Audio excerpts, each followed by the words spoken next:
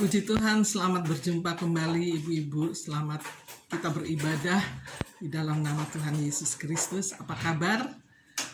Kita percaya kalau kita boleh ada sebagaimana kita ada saat ini, semua karena kemurahan dan anugerah Tuhan. Puji Tuhan. Baik ibu-ibu, kita buka kembali di dalam firman Tuhan pada saat ini. Matius 8 ayatnya yang ke-1. Ya. Saya beri judul Jika Tuhan Mau. Puji Tuhan, Matius 8 ayatnya yang ke-1. Setelah Yesus turun dari bukit, orang banyak berbondong-bondong mengikuti dia. Maka datanglah seorang yang sakit kusta kepadanya, lalu sujud menyembah dia dan berkata, "Tuan, jika Tuan mau, Tuan dapat mentahirkan aku." Lalu Yesus mengulurkan tangannya menjamah orang itu dan berkata, "Aku mau, jadilah engkau tahir." Seketika itu juga tahirlah orang itu daripada kustanya. Lalu Yesus berkata kepadanya, "Ingatlah, jangan engkau memberitahukan hal ini kepada siapapun, tetapi pergilah, perlihatkanlah dirimu kepada imam, dan persembahkanlah persembahan yang diperintahkan Musa sebagai bukti bagi mereka." Puji Tuhan. Saudara, kita tahu bahwa Tuhan Yesus ketika dia melayani, ada banyak orang yang diberkati oleh pelayanannya.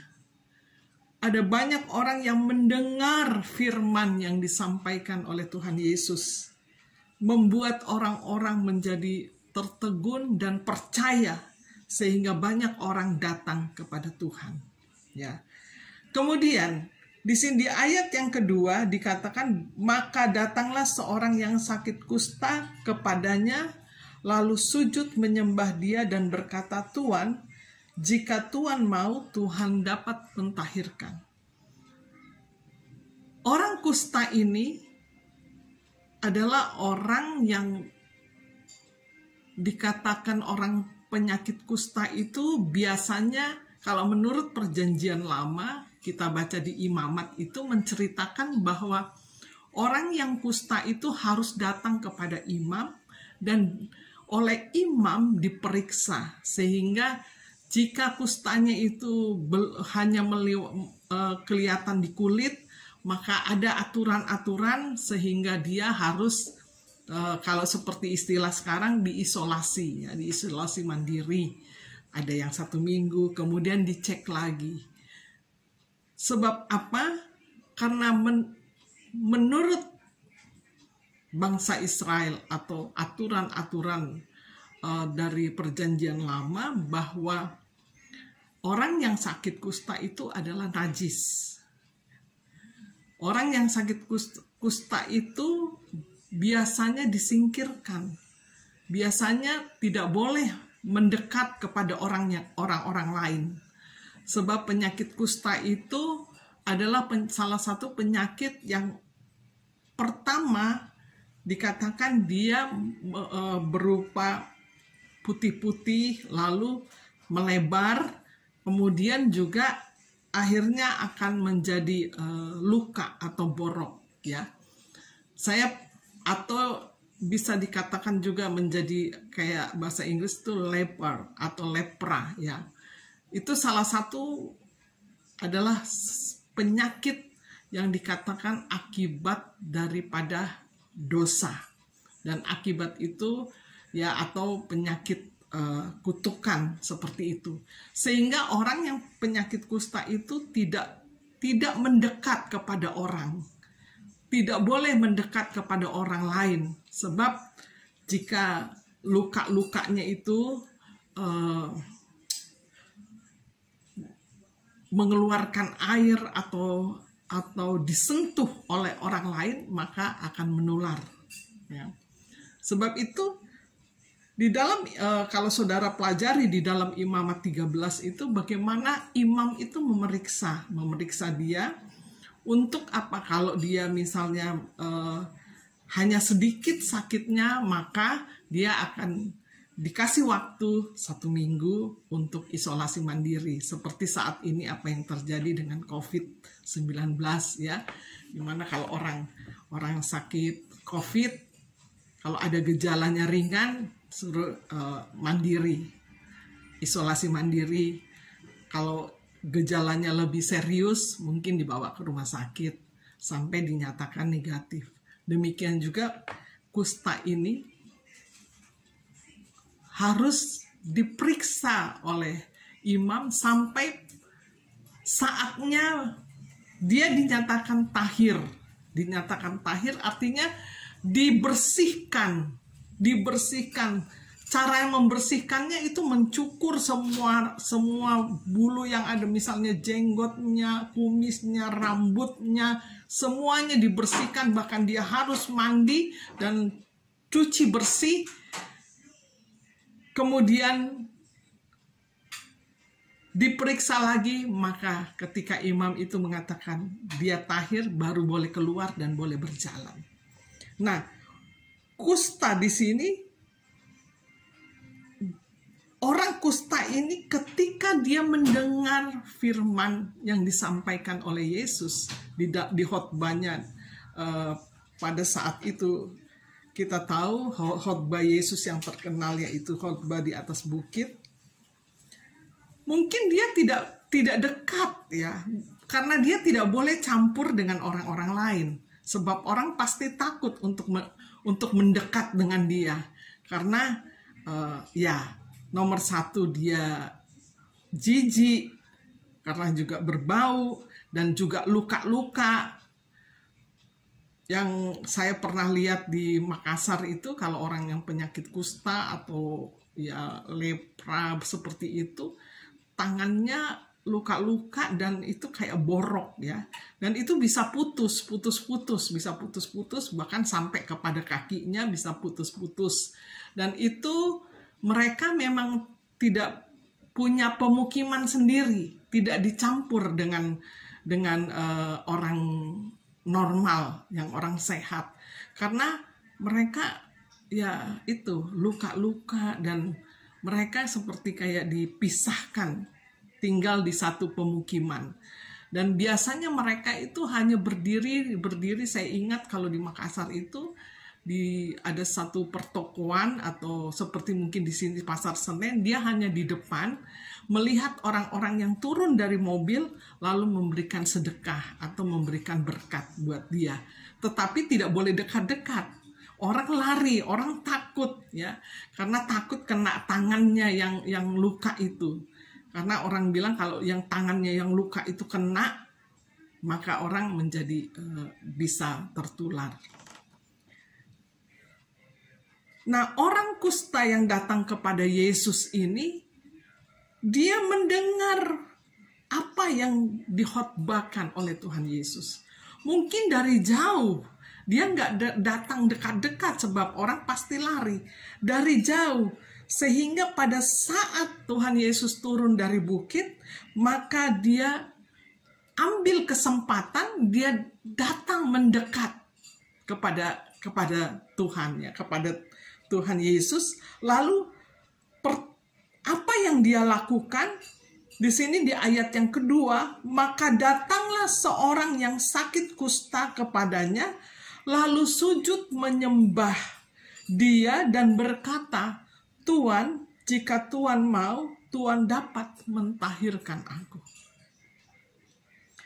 Orang ini dengan berusaha keras, sebab dia tahu orang yang menyampaikan firman ini, semua orang datang berbondong-bondong. Berarti orang ini adalah bukan orang sembarangan. Bukan orang yang hanya bisa berbicara, tetapi orang ini adalah orang yang dapat melakukan sesuatu.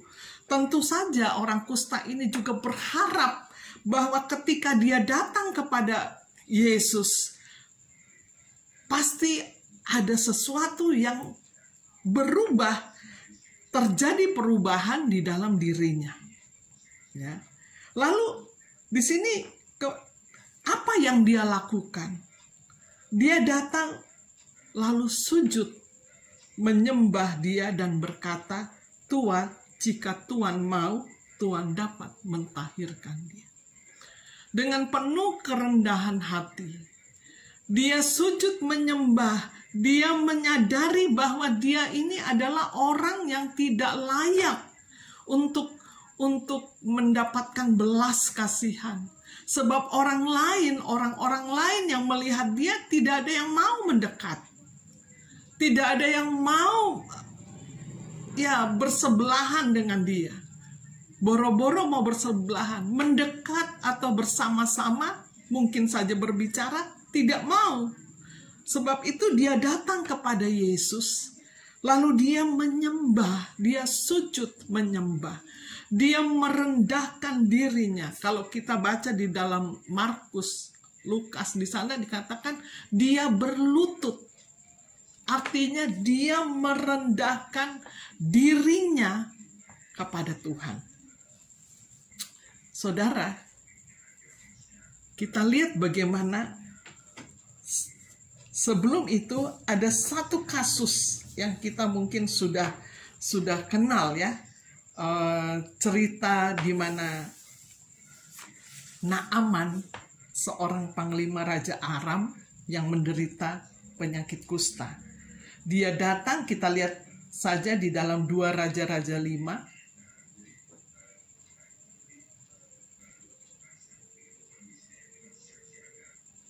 2 Raja-Raja 5 ayatnya yang ke-7. Segera sesudah Raja Israel membaca surat itu, dikoyakkannya lah pakaian serta berkata, "Allahkah aku ini yang dapat mematikan dan menghidupkan? Sehingga orang ini mengirim pesan kepadaku supaya kusembuhkan seorang dari penyakit kustanya." Jadi Raja Aram mengirim surat kepada Raja Israel. Lalu apa yang disambutkan oleh Raja Israel? Raja Israel mengatakan bahwa Allahkah aku ini yang dapat mematikan dan menghidupkan, sehingga orang ini mengirim pesan kepadaku supaya kusembuhkan seorang penyakit kustanya. Jadi reaksi daripada Raja Israel ini mengatakan, apa saya ini bisa menyembuhkan orang yang sakit? Apa saya ini Allah? Sedangkan dia hanyalah manusia dan dia juga tidak berbuat apa-apa. Tetapi saat itu di sini di ayat yang ke-8, segera sesudah didengar Elisa abdi Allah itu bahwa Raja Israel mengoyakkan pakaiannya, dikirimnyalah pesan kepada raja, bunyinya, "Mengapa engkau mengoyakkan pakaianmu? Biarlah ia datang kepadaku, supaya ia tahu bahwa ada seorang nabi di Israel." Ya. Jadi Raja Aram menulis surat kepada Raja Israel untuk menyembuhkan panglimanya, yaitu Naaman, sebab dia menderita penyakit kusta. Dan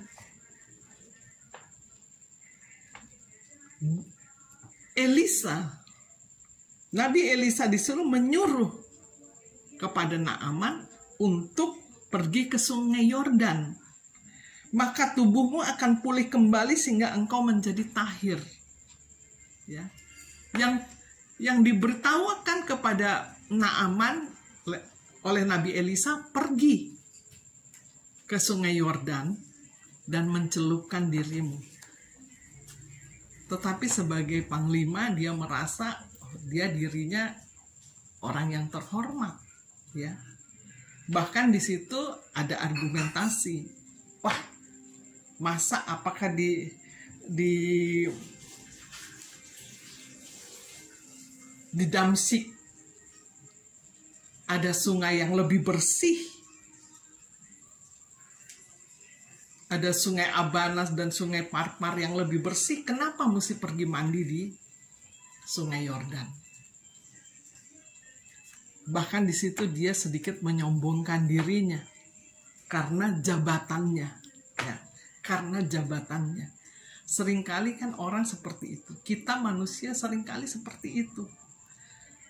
ketika punya jabatan, ketika kita memiliki ekonomi yang bagus, semuanya bagus, semuanya ada, tidak mau diremehkan. Boro-boro mesti merendahkan diri. Ini tantangan, saudara. Sebagaimana juga Naaman, sekalipun dia dalam keadaan sakit kusta, tetapi pegawai-pegawainya memberi nasihat kepadanya.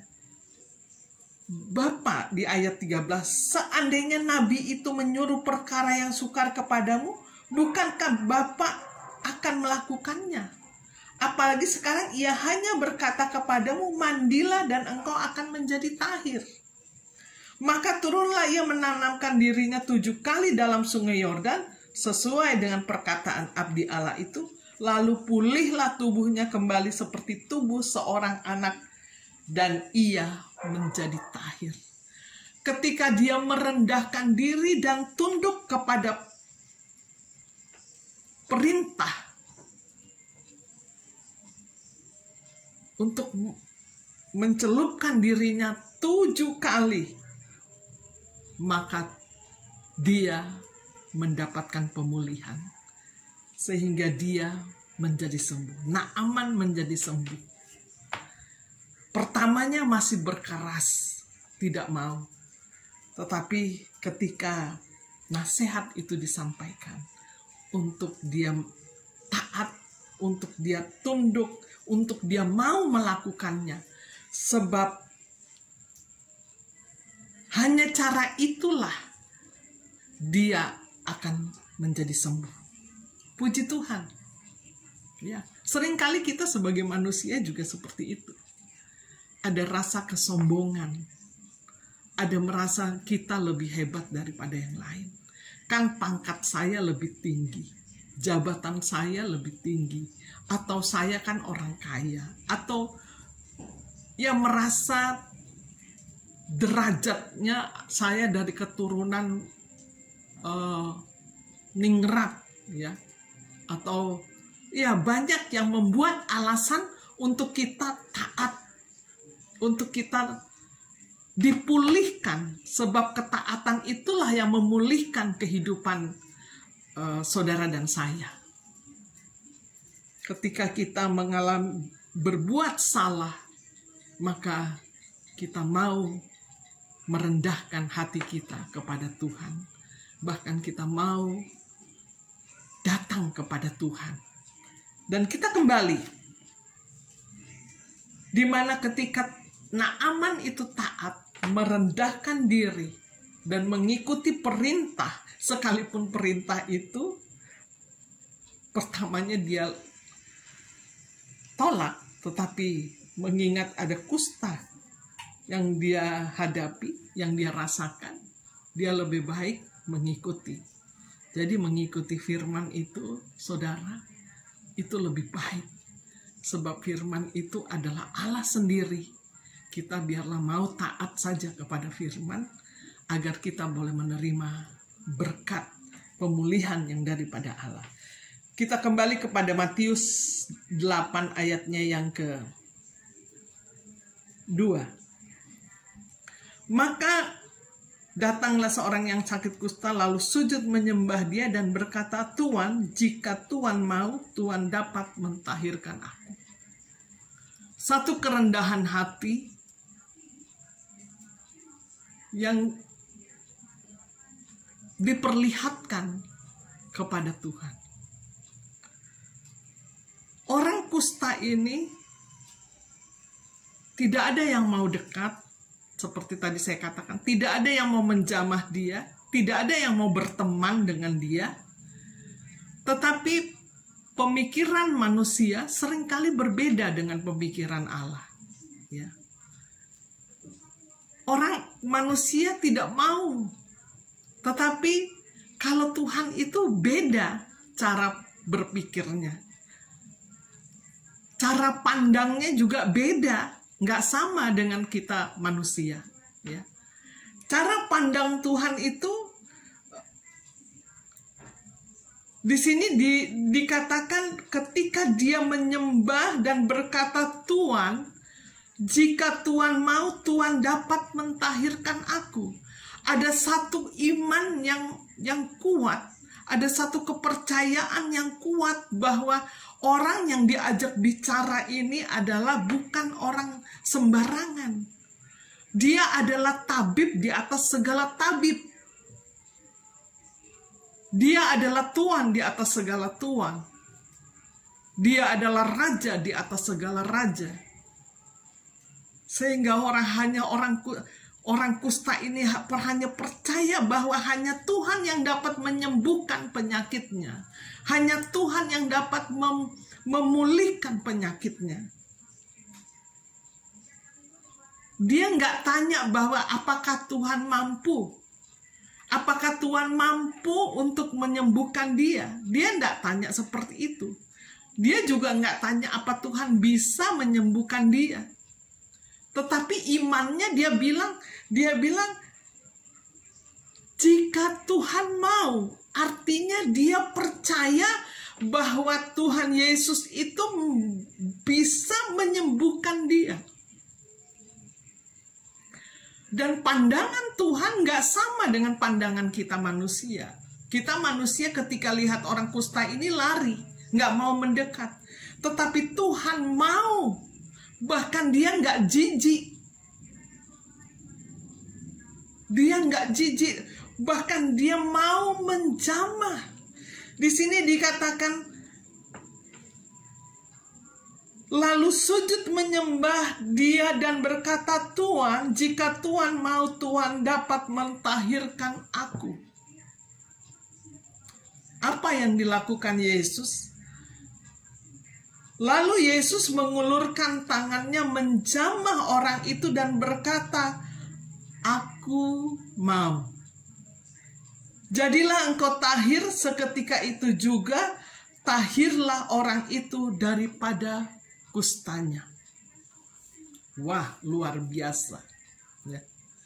Ketika orang tidak mau mendekat dengan orang kusta ini, tidak ada yang mau berteman, tidak ada yang mau berbicara, tetapi Tuhan mau. Dia tidak sama dengan manusia seperti kita.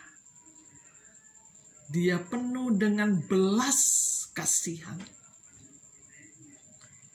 Yesus penuh dengan belas kasihan.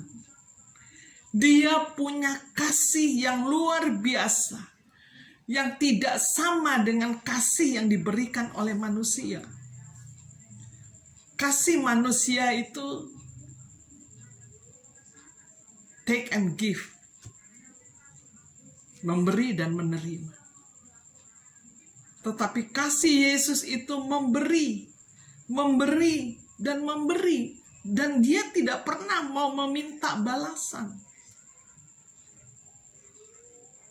Dia selalu memberi, mengasihi.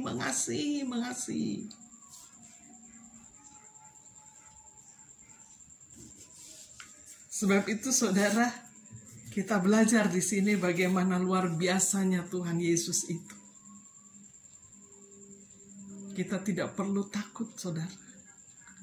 Ketika orang tidak memperhatikan kita, ketika orang tidak mau mendekat kepada kita. Tetapi Yesus mau. Dia mau menjamah. Dia mau menyembuhkan.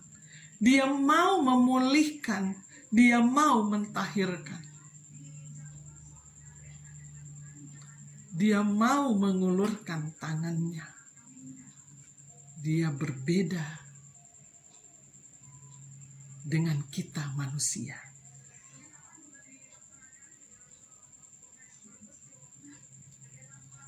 Saat kita datang kepada Tuhan memohon belas kasihan, maka Tuhan menolong kita. Mazmur 119 ayatnya yang ke-58.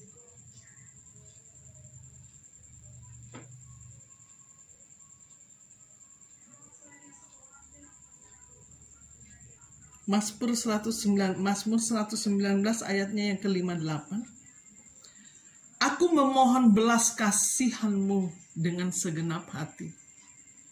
kasihanilah aku sesuai dengan janjimu. Firman Tuhan ini katakan, aku memohon belas kasihanmu dengan segenap hati, kasihanilah aku sesuai dengan janjimu. Sama dengan orang kusta ini, dia datang dengan penuh kerendahan hati, memohon belas kasihan daripada Tuhan Yesus. Dan apa yang dia terima, apakah dia ditolak? Tidak, saudara. Tetapi tangan Tuhan mengulurkan tangannya untuk menolong dia.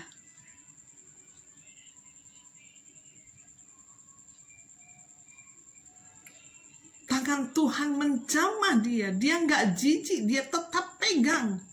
Dan apa yang terjadi? Dia menerima kesembuhan. Orang kusta ini menerima kesembuhan. Sebab dia datang memohon belas kasihan dengan segenap hati. Jadi saudara, apapun yang kita alami di dalam hidup ini, kita datang kepada Tuhan dan memohon belas kasihan. Sebab Tuhan itu berbeda dengan manusia. Dia tidak ada dendam, tetapi dia memiliki belas kasihan. Sehingga dia mau memulihkan saudara dan saya. Puji Tuhan, di dalam Amsal 14,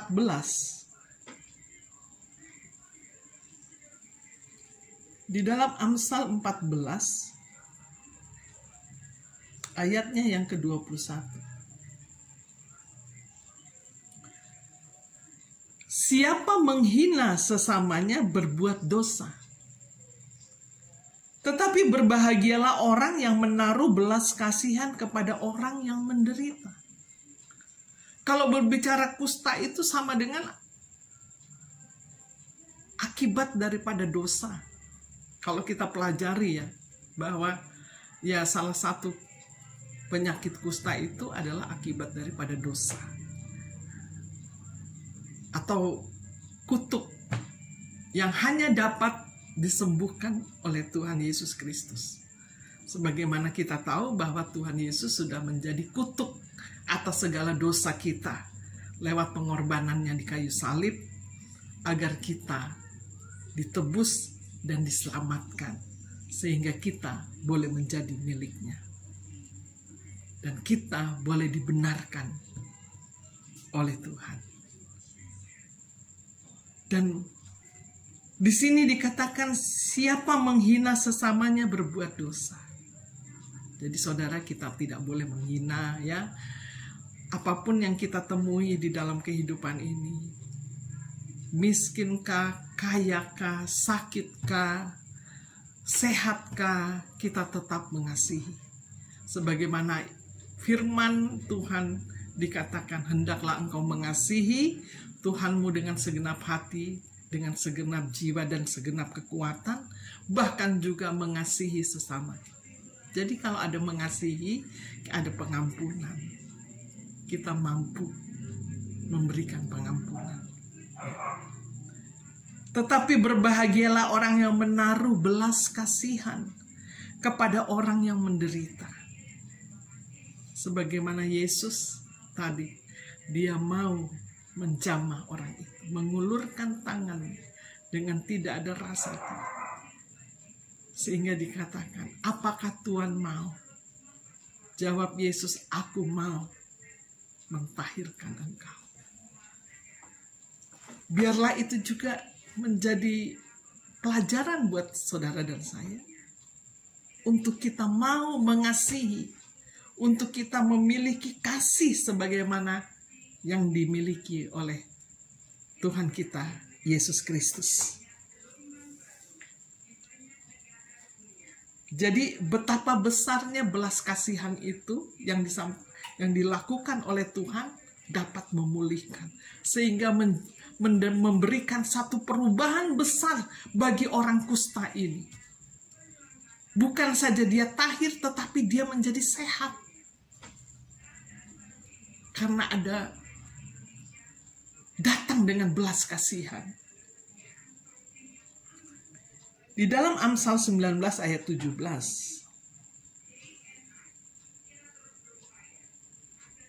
Amsal 19 ayatnya yang ke-17.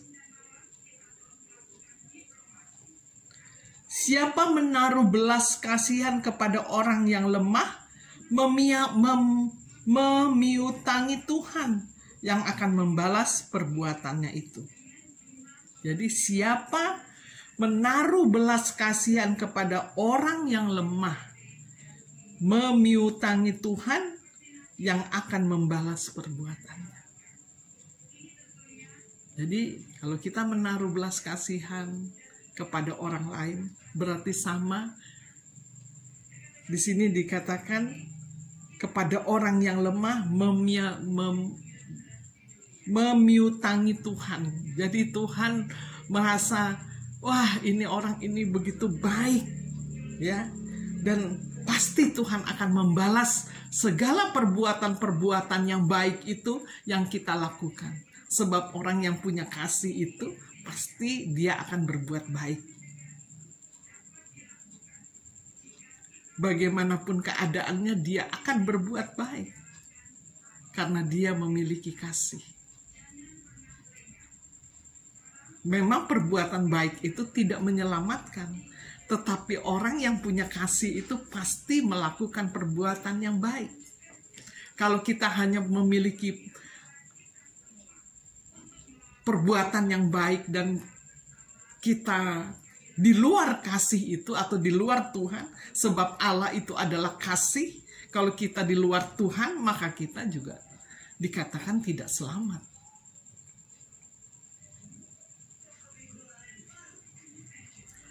Tapi kalau kita menaruh belas kasihan kepada orang yang lemah, ya, orang kusta ini lemah, dia nggak berdaya. Tetapi kasih Tuhan yang luar biasa itu, dia mau mengulurkan tangannya, dia mau mentahirkan orang yang kusta ini, sehingga menjadi pulih. Dan dia boleh menikmati kesembuhan yang luar biasa. Sebab itu biarlah di dalam kehidupan saudara dan saya, mari kita jangan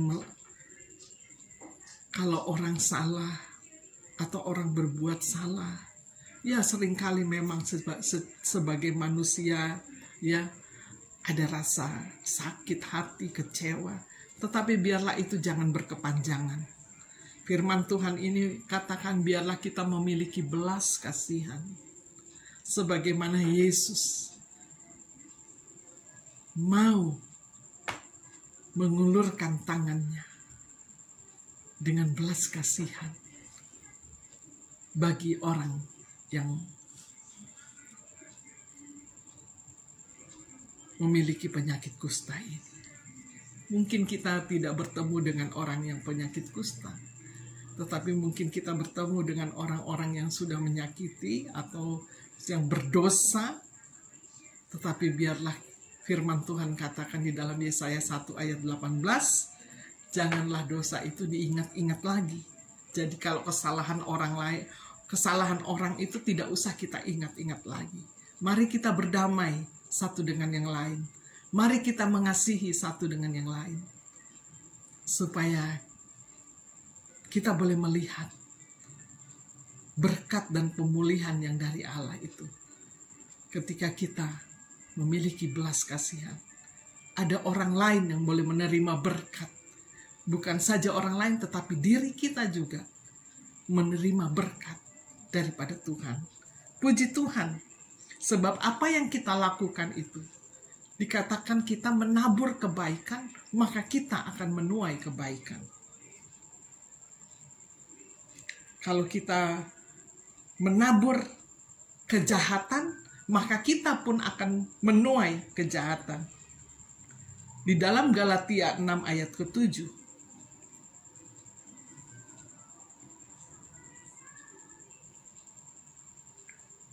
Di dalam Galatia 6 ayat yang ke-7. Jangan sesat, Allah tidak membiarkan dirinya dipermainkan. Karena apa yang ditabur orang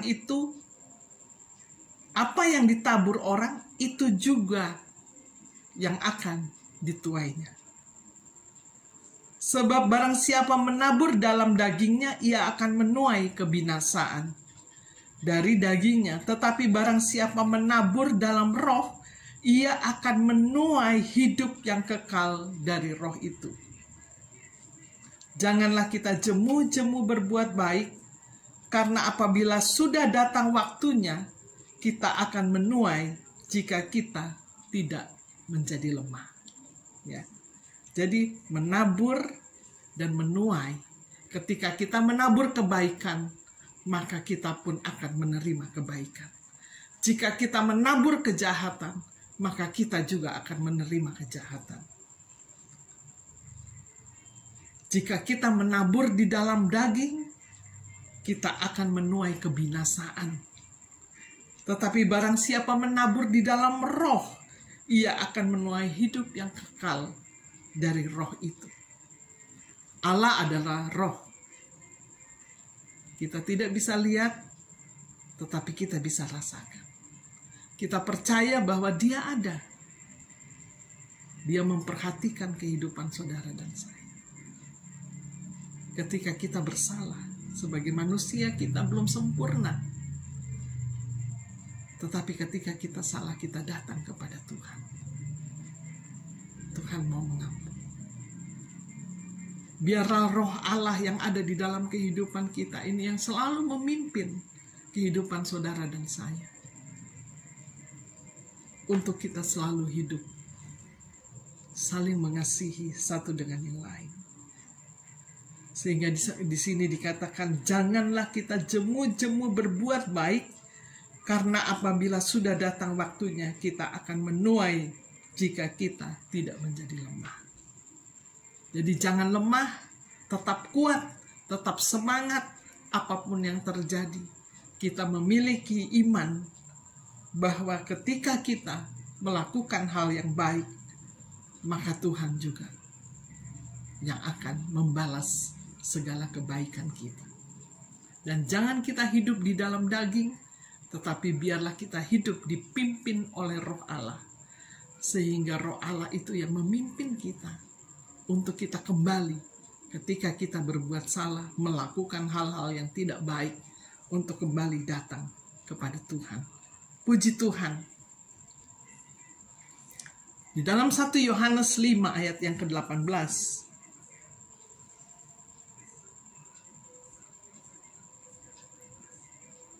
1 Yohanes 5 ayatnya yang ke-18.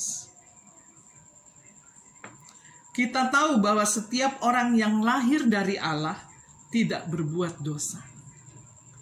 Tetapi Dia yang lahir dari Allah melindunginya, dan si jahat tidak dapat menjamahnya. Kita tahu bahwa kita berasal dari Allah dan seluruh dunia berada di bawah kuasa si jahat.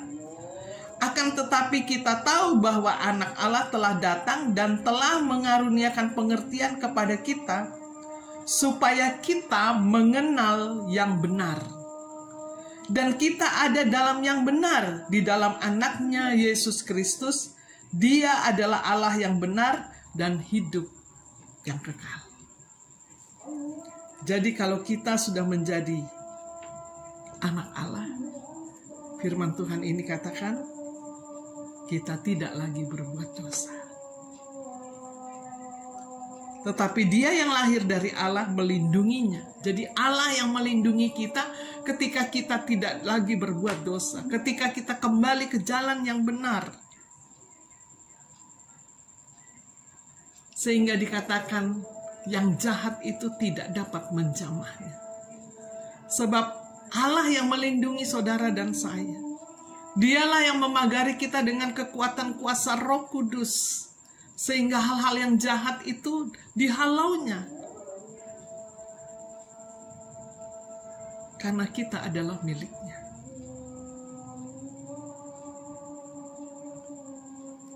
Inilah yang diberikan pengertian kepada saudara dan saya.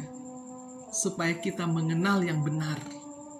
Dan kita ada di dalam yang benar. Di dalam anaknya Yesus Kristus. Dia adalah Allah yang benar dan yang hidup kekal. dari yang bersalah Tuhan tahirkan. Sebab itu kita kembali di dalam Matius 8 ayat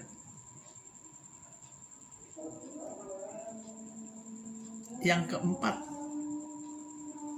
Matius 8 ayatnya yang keempat. Lalu Yesus berkata kepadanya, ingatlah, jangan engkau memberitahukan hal ini kepada siapapun, tetapi pergilah, perlihatkanlah dirimu kepada imam, dan persembahkanlah persembahan yang diperintahkan Musa sebagai bukti bagi mereka. Ya. Jadi ketika dia tahir, ketika dia sudah disembuhkan, Tuhan hanya mengingatkan supaya jangan diberitahu kepada orang. Maksudnya apa? Supaya orang lain itu juga datang kepada Yesus bukan hanya mau cari mujizat, bukan hanya mau datang, oh Yesus itu dapat menyembuhkan, sehingga mereka hanya mau mendengar atau melihat mujizat-mujizat daripada Tuhan.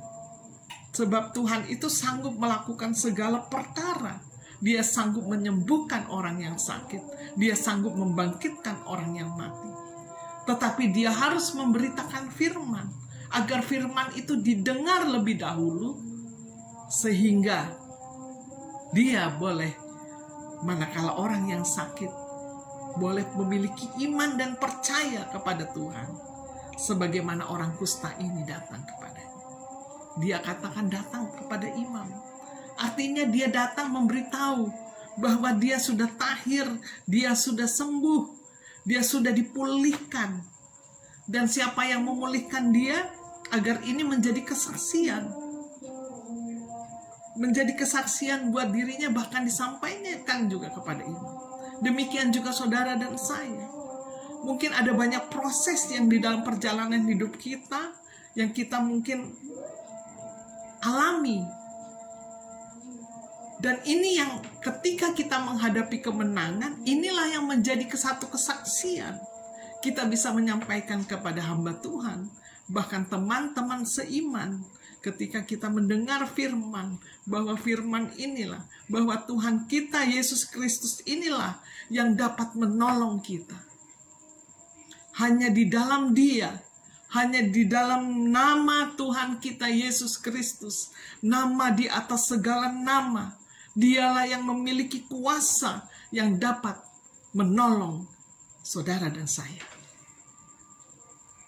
Sebagaimana tadi dikatakan, kita sudah menjadi milik Kristus. Kita sudah menjadi anak Allah. Dan kita sudah diberi pengertian yang benar untuk hidup di dalam kebenarannya. Tetapi bukan itu saja, untuk hidup di dalam kekekalan, yaitu iman kita kepada Tuhan kita Yesus Kristus. Puji Tuhan, biarlah tuh saudara, di sini kita melihat bahwa ketika kita menyembah, ketika kita merendahkan diri di hadapan Tuhan, ketika kita menyadari bahwa kita ini tidak dapat berbuat apa-apa, manusia boleh menilai apa-apa terhadap saudara dan saya. Mungkin manusia tidak dapat menolong kita, tetapi satu hal, penyakit kusta ini yang dikatakan tidak dapat disembuhkan, tetapi ketika dia merendahkan diri datang kepada Tuhan, dia hanya berkata, jika Tuhan mau. Dengan kerendahan hati, dia tidak bilang, Tuhan engkau bisa menyembuhkan saya, engkau mampu menyembuhkan saya. Tetapi dengan kerendahan hati, jika Tuhan mau, maka saya bisa tahir. Dan jawab Tuhan, aku mau. Dan Tuhan mengulurkan tangannya.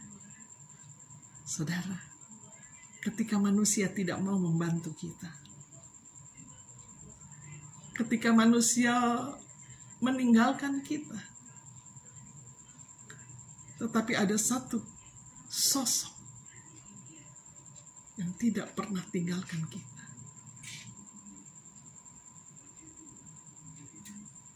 Ada banyak orang tidak mau mungkin menolong. Tetapi Tuhan mau menolong saudara dan saya. Sebagaimana orang ini, jika Tuhan mau. Dan jawab Tuhan, Tuhan mau. Biarlah apa yang kita alami dalam kehidupan ini tetap percaya. Dan kita merendahkan diri, memohon belas kasihan Tuhan. Tuhan mau menolong saudara dan saya. Sebab dia berbeda dengan manusia. Pemikirannya juga berbeda dengan manusia. Pemikiran dan kasih adalah pemikiran yang penuh dengan kasih dan belas kasihan. Puji Tuhan, biarlah firman ini boleh menjadi berkat buat saudara dan saya. Tuhan kiranya memberkati. Puji Tuhan. Mari kita berdoa. Kami mengucap syukur kepadamu ya Bapa. Engkau Allah kami yang hidup dan berkuasa. Engkau Allah yang sanggup melakukan segala perkara. Ketika orang tidak mau menjamah, ketika orang tidak mau menolong, tetapi Engkau mau menolong. Engkau berbeda dengan manusia Tuhan, sebab Engkau Allah yang maha kuasa. Engkau Allah yang maha besar. Engkau Allah yang sudah menebus segala dosa kami, agar kami boleh menerima keselamatan kekal bersama Engkau. Dan kami percaya manakala kami datang kepadamu dengan penuh kerendahan hati, maka belas kasihan Allah menyertai kami. Yang sakit dipulihkan, yang di dalam berbagai masalah Engkau buka jalan, yang keras hati Engkau lembutkan hati, yang sakit Engkau menyembuhkan. Kuasa-Mu ajaib, dan kami tetap percaya bahwa hanya Engkau-lah satu-satunya Allah kami, Allah yang hidup, Allah yang sudah mati dan bangkit untuk menebus segala dosa kami. Terima kasih Tuhan. Kami mengucap syukur kepadamu. Biarlah belas kasihan Allah menolong dan memberkati kami. Dan kami percaya, kami semua yang mendengar, kami sudah dipulihkan dan kami ditolong oleh Engkau. Terpujilah Engkau ya Bapa. Biarlah kami taat kepada firman, dan kami melakukan hal-hal yang baik. Pimpinlah hidup kami, hidup di dalam kebenaran Allah Roh Kudus yang menyertai kehidupan kami, memimpin kami, untuk kami hidup dalam kebenaran. Terima kasih Tuhan. Sucikan, kuduskan kami selalu, supaya kami layak berkenan kepadamu. Di dalam nama Tuhan Yesus Kristus, kami berdoa dan mengucap syukur. Haleluya. Amin.